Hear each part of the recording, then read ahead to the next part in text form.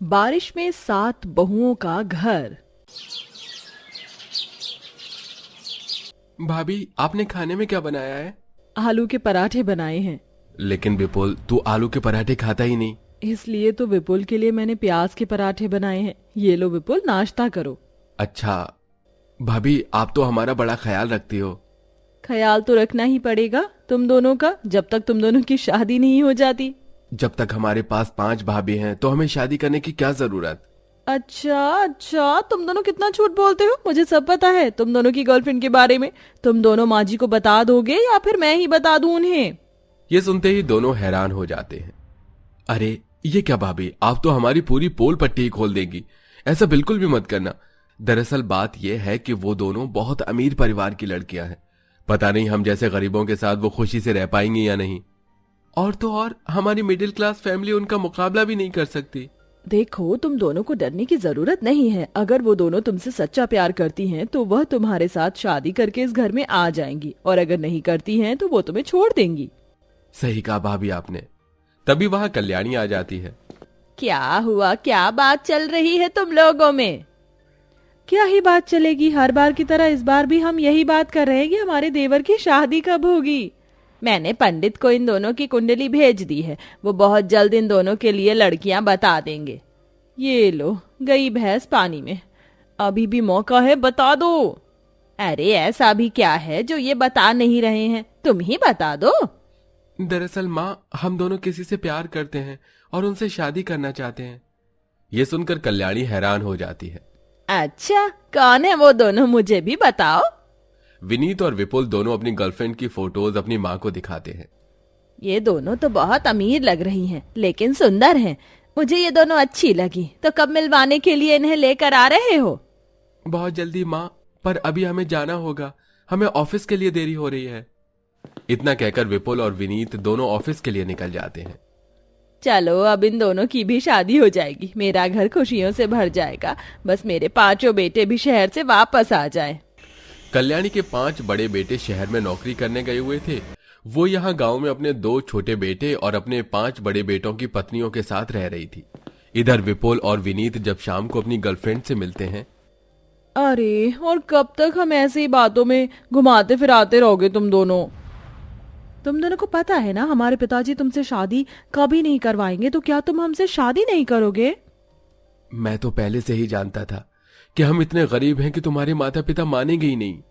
लेकिन हमें तो तुमसे शादी करनी है। चलो मंदिर में शादी कर लेते हैं। लेकिन उससे पहले एक बार सोच लो, हम दोनों गरीब हैं और तुम इतने अमीर परिवार की लड़कियां हो। क्या तुम दोनों हमारे साथ गरीबी में एडजस्ट कर लोगी? अरे, हम दोनों तुमसे प्यार करते हैं, ऐसे कैसे तुम्हारा साथ छोड़ देंगे? गरीबी हो या अमीरी हो या कोई भी परेशानी हो, हम तुम्हारे साथ ही रहेंगे। ये सुनकर विनीत और विपुल दोनों बहुत खुश होते हैं। दोनों मेघा और आयशा से मंदिर में जाकर शादी कर लेते हैं। शाम को वो दोनों उन्हें अपने साथ घर पर लेकर आते हैं। अरे बेटा, तुम दोनों, और तुम दोनों के साथ ये लड़कियां कौन है, वो भी शादी के जोड़े में? माँ, ये दोनों आपकी छोटी बहू हैं, आयशा और मेघा। क्या बात है, सुबह ही तुम्हारी शादी की बात हो रही थी और तुम दोनों तो शादी भी करके आ गए। इतने में कल्याणी उनके कान पकड़ लेती है। ये सब क्या है? तुम दोनों ये सब क्या करके आए हो? माँ, दर्द हो रहा है, कान छोड़ दो ना। कल्याणी उनके कान छोड़ देती है। माँ, इन दोनों के माता पिता शादी के लिए नहीं माने तो हमने इनसे मंदिर में शादी कर ली। अब से ये यहीं हमारे साथ इस घर में रहेंगी। विनीत इतना कह ही रहा था कि तभी आयशा और मेघा अपनी 5 जेठानियों और सास को देखकर हैरान रह जाती हैं। बाप रे बाप, 5 जेठानियां! इसका मतलब इस घर के अंदर 7 बहुएं हैं हमें मिलाकर। चलो, गरीबी तो देखी जाएगी, लेकिन इतने बड़े परिवार में हम सबका गुजारा कैसे होगा? तभी बहुत जोरों से बारिश शुरू हो जाती है। अरे, फिर से बारिश शुरू हो गई। कल्याणी के इतना कहते ही उसकी 5 बहू बाहर से कपड़े और बाहर रखा हुआ सामान उठाकर घर के अंदर लेकर आने लगती है। इतने में वो 5 बारिश के चलते भीग जाती हैं। ऊपर से घर के अंदर कहीं कहीं पानी भी टपकने लगता है। अरे, ये क्या, छत से पानी टपक रहा है? क्या ये छत कच्ची है? हाँ, तुमने सही कहा, हमारी छत कच्ची है। जैसे ही तनख्वाह आ जाएगी तो मैं ये ठीक करवा दूंगा। अब यहाँ से मेघा और आयशा चिड़चिड़ी सी होने लगती हैं। उन्हें नहीं पता था कि उनके बॉयफ्रेंड हद से ज्यादा गरीब हैं और ऊपर से अब उन्हें इतने बड़े परिवार को झेलना होगा। ऐसे ही वो दोनों अपनी पांचों गरीब जेठानियों को ताने सुनाने लगती हैं। तुम पांचों ने अभी तक खाना भी नहीं बनाया, आज हम लोग नाश्ते में क्या खाएंगे? मुझे तो बहुत जोरों से भूख लगी है, कुछ खाने को दे दो। घर में अन्न का एक दाना नहीं है और तुम नाश्ता मांग रही हो? हम पांचों के पतियों ने अभी तक शहर से पैसे नहीं भिजवाए, इसलिए घर का राशन नहीं भरा गया। तो क्या अब हम भूखे रहेंगे? हम खाना नहीं खाएंगे? ऐसे तो हमारे मायके में भी कभी नहीं हुआ। हे भगवान, कहाँ मेरे आगे पीछे नौकर खाना लेकर घूमते रहते थे और आज देखो मुझे एक दाना नहीं मिल रहा है खाने के लिए। मेघा और आयशा में जरा भी सब्र नहीं होता। ऊपर से कई महीने हो चुके थे। पांचों बहुओं के पति शहर से अपनी कोई खोज खबर ही नहीं दे पा रहे थे, मानो जैसे वो पांचों लुप्त हो गए हों। अरे तुम दोनों जाओ पुलिस स्टेशन में खबर करो, मेरे बेटों का कोई अता पता नहीं है। सब ठीक हो जाएगा माँ, आप चिंता क्यों करती हो? अभी तो बाहर बहुत तेज बारिश हो रही है, बाहर जाना भी ठीक नहीं है। ये सुनकर कल्याणी फूट फूट कर रोने लगती है और दोनों छोटी बहुओं को ये सब ड्रामा लगता है। ऐसे ही बहुत तेज बारिश लगातार कुछ दिनों तक होती ही रहती है, जिसके चलते उनका कच्चा मकान एक दिन रात के समय टूट जाता है और सभी दीवारें गिर जाती हैं। अरे अरे, तुम तो सो रहे हो, उठो, देखो हमारा पूरा घर टूट गया है, सारी दीवारें भी गिर गई हैं। कल्याणी के जोर जोर से चिल्लाने पर उसकी सातों बहू उठ जाती हैं और घर से जैसे तैसे करके बाहर निकल आती हैं। हे भगवान, ये सब क्या हो गया? कितनी जोर से बारिश हो रही है, अब हमारे पास रहने का कोई ठिकाना नहीं। अब हम लोग कहाँ जाएंगे, कहाँ रहेंगे? पूरी रात वो पूरा परिवार पेड़ के नीचे गुजारता है। अगले दिन जब सवेरा होता है तो वो बारिश में चलते चलते वहां से जाने लगते हैं। चलते चलते वो फुटपाथ पर आ जाते हैं। ये कैसे दिन देखने पड़ रहे हैं हमें?